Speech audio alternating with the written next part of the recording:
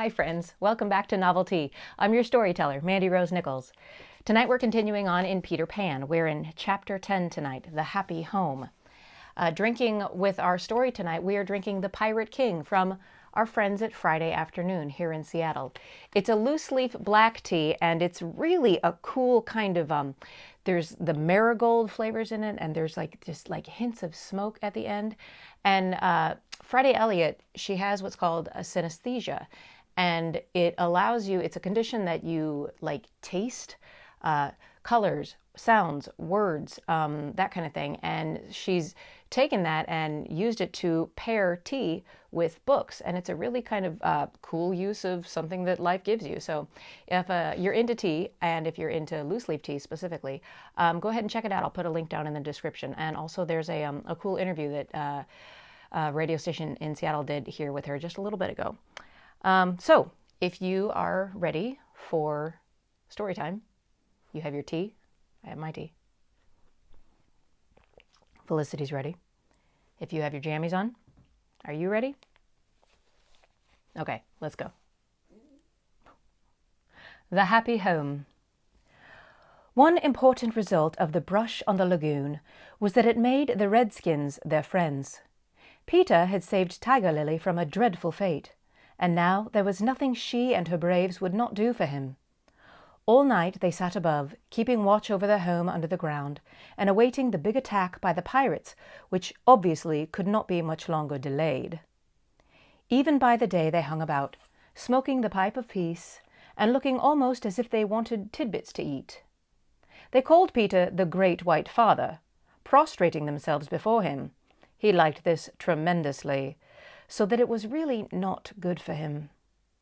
The Great White Father, he would say to them in a very lordly manner as they grovelled at his feet, is glad to see the Pickaninny warriors protecting his wigwam from the pirates.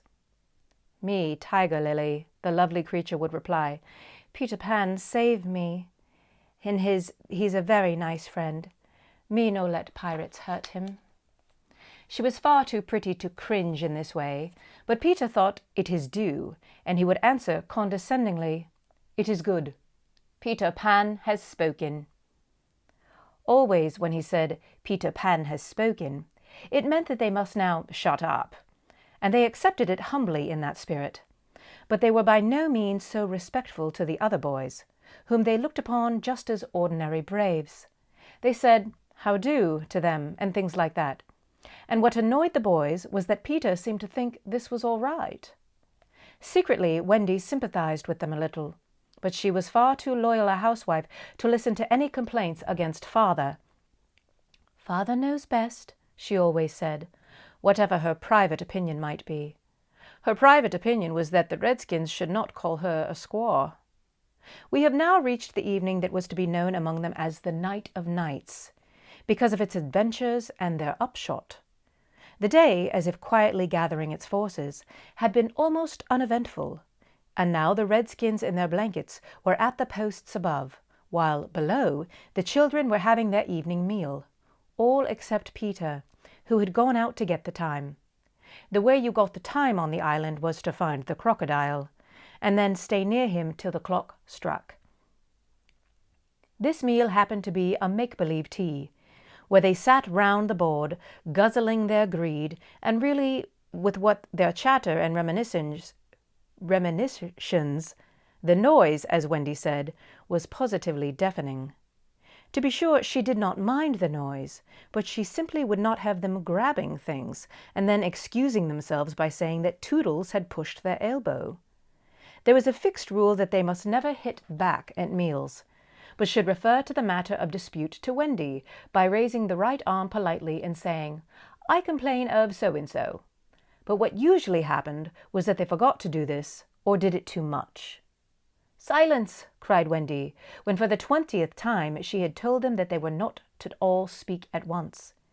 "Is your calabash empty slightly, darling?" "Not quite empty, Mummy," Slightly said, after looking into an imaginary mug. "He hasn't even begun to drink his milk," Nibs interposed. This was telling, and Slightly seized his chance. "I complain of Nibs," he cried promptly. John, however, held his hand up first. "Well, John?" "May I sit in Peter's chair, as he is not here?" "Sit in father's chair, John!" Wendy was scandalized. "Certainly not." "He's not really our father," John answered. "He didn't even know how a father does until I showed him." This was grumbling. "We can't complain, John," cried the twins. Toodles held up his hand. He was so much the humblest of them, indeed he was the only humble one, that Wendy was specially gentle with him. "I don't suppose," Toodles said defiantly, "that I could be father." "No, Toodles." Once Toodles began, which was not very often, he had a silly way of going on. "As I can't be father," he said heavily, "I don't suppose, Michael, you would let me be the baby." "No, I won't," Michael rapped out. He was already in his basket. "As I can't be the baby," Toodles said, getting heavier and heavier, "do you think I could be a twin?" "No, indeed," replied the twins. "It's awfully difficult to be a twin." "As I can't be anything important," said Toodles, "would any of you like to see me do a trick?" "No," they all replied. Then, as a last, he stopped. "I hadn't really any hope," he said. The hateful telling broke out again. "Slightly is coughing on the table. The twins began with mammy apples. Curly's taking both tapperals and yams. Nibs is speaking with his mouth full. I complain on the twins. I complain of Curly. I complain of Nibs." "Oh dear," cried Wendy. "I'm sure I sometimes think that children are more trouble than they are worth." She told them to clear away and to sit down, and she sat down at her work basket, a heavy load of stockings, and every knee with a hole in it as usual. "Wendy," remonstrated Michael, "I'm too big for a cradle." "I must have somebody in the cradle," she said almost tartly, "and you are the littlest. A cradle is such a nice homely thing to have about a house." While she sewed, they played around her, such a group of happy faces and dancing limbs lit up by that romantic fire. Had it become a very familiar scene in this home under the ground? But here we are looking for it on the first time. There was a step above, and Wendy, you may be sure, was the first to recognize it. "Children, I hear your father's step. He likes you to meet him at the door." Above, the redskins crouched before Peter. "Watch well, braves, I've spoken." And then, as so often before, the gay children dragged him from his tree, and so often before, but never again. He had brought nuts for the boys as well as the correct time for Wendy. "Peter, you just spoil them, you know," Wendy simpered. "Ah, old lady," said Peter, hanging up his gun. "It was me who told mothers who are called old—" Oh, that's Michael. "It was me who told him that mothers are called old lady," Michael whispered to Curly. "I complain of Michael," said Curly instantly. The first twin came to Peter. "Father, we want to dance." "Dance away, my little man," said Peter, who was in high good humor. "But we want you to dance." Peter was really the best dancer among them, but he pretended to be scandalized. "Me? My old bones would rattle." "And Mummy too." "What?" cried Wendy. "The mother of such an armful dance!" "But on a Saturday night," slightly insinuated. It was not really a Saturday night. At least, it may have been, for they had long lost count of the days. But always, if they wanted to do anything special, they said that this was a Saturday night. And then they did it. "Of course it is Saturday night, Peter," Wendy said, relenting. "People of our figure, Wendy." "But is only among our own progeny." "True, true." So they were told they could dance, but they must put on their nighties first. "Ah, old lady," Peter said aside to Wendy, warming himself by the fire and looking down at her as she sat turning a heel. "There is nothing more pleasant of an evening for you and me when the day's toil is over than to rest by the fire with the little ones nearby." "It is sweet, Peter, isn't it?" Wendy said, frightfully gratified. "Peter, I think Curly has your nose." "Michael takes after you." She went to him and put her hand on his shoulder. "Dear Peter," she said, "with such a large family, of course, I have now passed my best. But you don't want to change me, do you?" "No, Wendy."